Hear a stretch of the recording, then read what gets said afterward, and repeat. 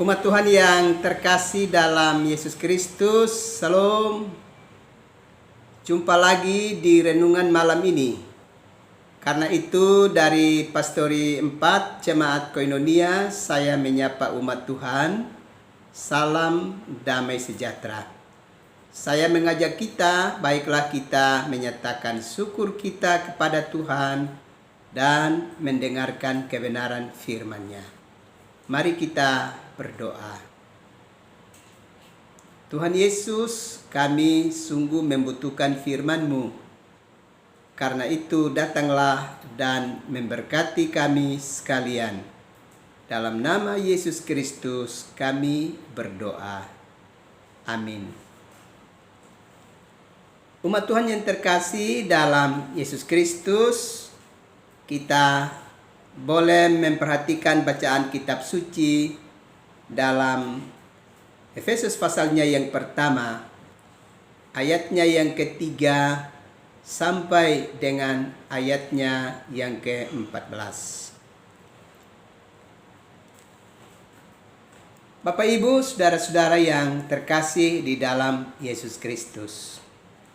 Kalau kita memperhatikan Efesus pasal 1 ayat 3 sampai dengan ayatnya yang ke-14, maka ada beberapa hal penting yang perlu kita perhatikan dengan baik sebagai umat percaya di tengah-tengah kehidupan dunia ini. Pertama, bahwa Allah begitu peduli terhadap kehidupan kita, umat manusia. Kepedulian Allah itu sehubungan dengan bahwa manusia telah terkungkung dalam ikatan dosa dan tidak bisa dapat melepaskan dirinya sendiri, membebaskan dirinya sendiri. Padahal sejak semula dalam kisah penciptaan, manusia diciptakan bukan untuk mengalami kebinasaan, tapi mengalami kehidupan kekal. Namun akibat karena dosa, maka upah dosa adalah maut. Allah ternyata tidak membiarkan untuk manusia tetap terikat dan terkungkung dalam kuasa maut. Allah mesti mencari jalan demi dan untuk keselamatan umat manusia. Itulah sebabnya Allah berkenan untuk Yesus Kristus harus hadir di tengah-tengah kehidupan dunia ini untuk melakukan karya pengudusan serta karya penebusan bagi kehidupan kita umat manusia. Hal ini Allah harus kerjakan supaya manusia dapat ditebus dan diampuni dosanya dan diberi kelayakan untuk kembali ke hadirat Tuhan. Karena itu Yesus Kristus melakukan karya penebusan ini bagi kehidupan kita umat manusia.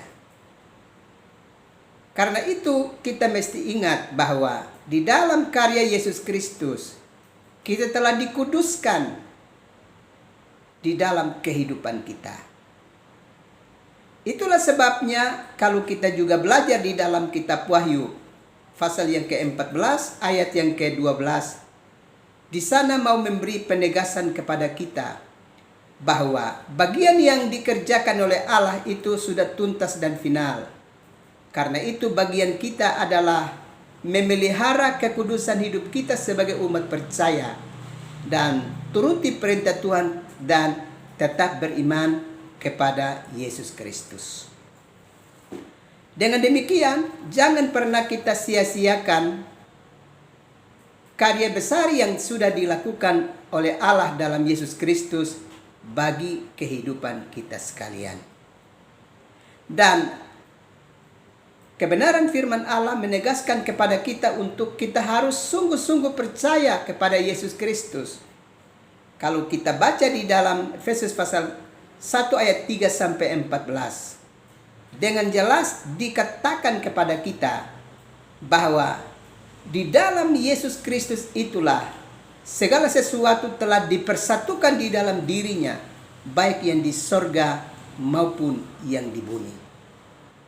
Itu berarti Yesus Kristus menjadi yang sangat sentral sehubungan dengan keselamatan kita umat manusia dan kehidupan kekal kita di hadirat Allah. Karenanya kebenaran firman Allah menegaskan bahwa di dalam Dialah segala sesuatu telah dipersatukan.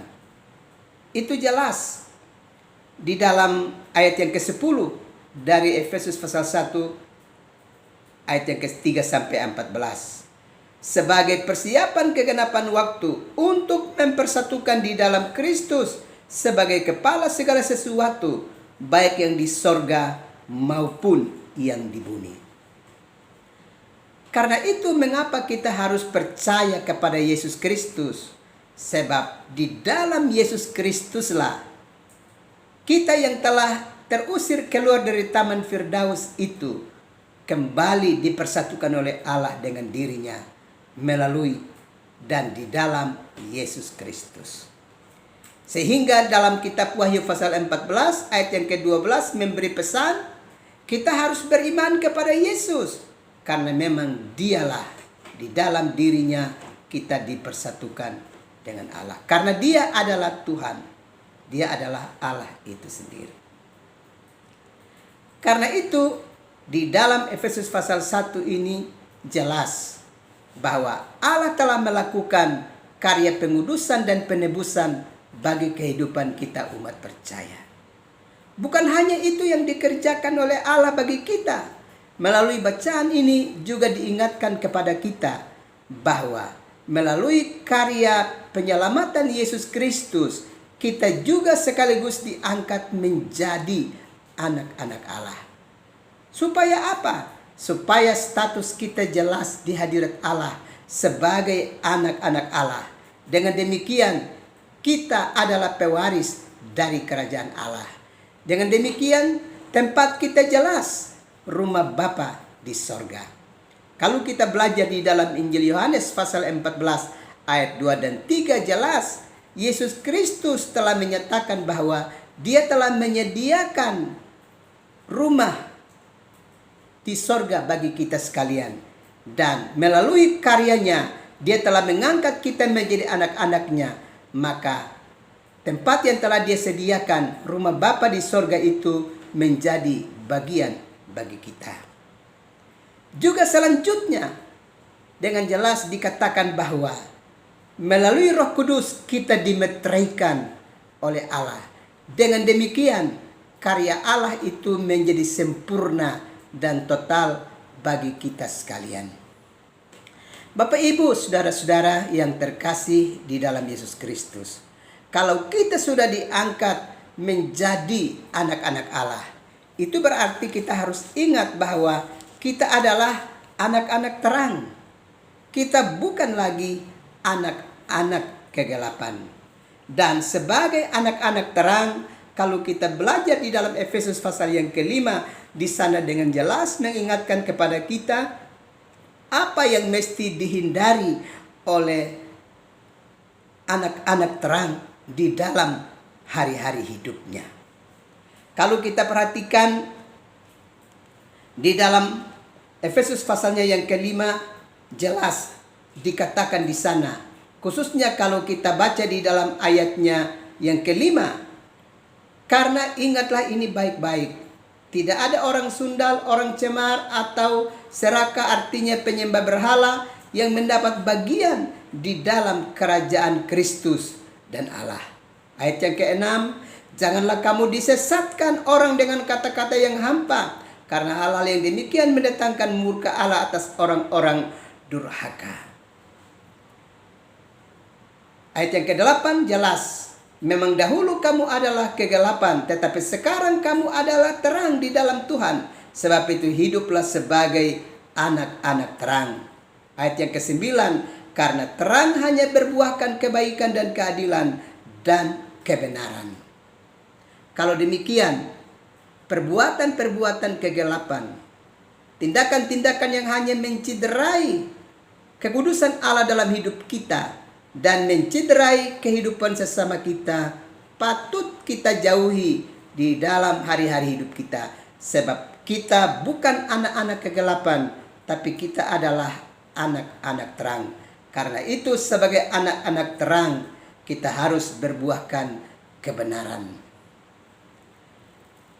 Kita sudah berada di tahun 2023. Tahun yang penuh dengan misteri, yang penuh dengan rupa-rupa tantangan dan cobaan. Tapi kita harus percaya bahwa di dalam karya Yesus Kristus, jaminan keselamatan dan pemeliharaan dari Allah itu total untuk kelangsungan hidup kita. Karena itu, jagalah diri kita dengan baik dalam hubungan dengan relasi kita dengan Tuhan, dalam hubungan dengan relasi kita dengan sesama umat manusia. Biarlah kita menjaga itu dengan baik, karena kita percaya bahwa kita adalah anak-anak terang, sehingga kita mesti hidup seturut dengan kehendak Tuhan. Kiranya Tuhan memberkati umat Tuhan sekalian. Amin. Mari kita berdoa. Tuhan Yesus, terima kasih untuk kebenaran firman-Mu yang sudah memberkati kami. Kami mohon kepadamu, kuatkan kami selalu untuk sungguh-sungguh hidup di dalam terang firman-Mu. Kami akan beristirahat malam ini. Berkenan Tuhan melindungi dan memberkati kami sekalian. Dalam nama Yesus Kristus kami berdoa. Amin. Umat Tuhan yang terkasih dalam Yesus Kristus, selamat malam, selamat beristirahat. Tuhan pasti terus melindungi dan memberkati umat Tuhan sekalian. Shalom.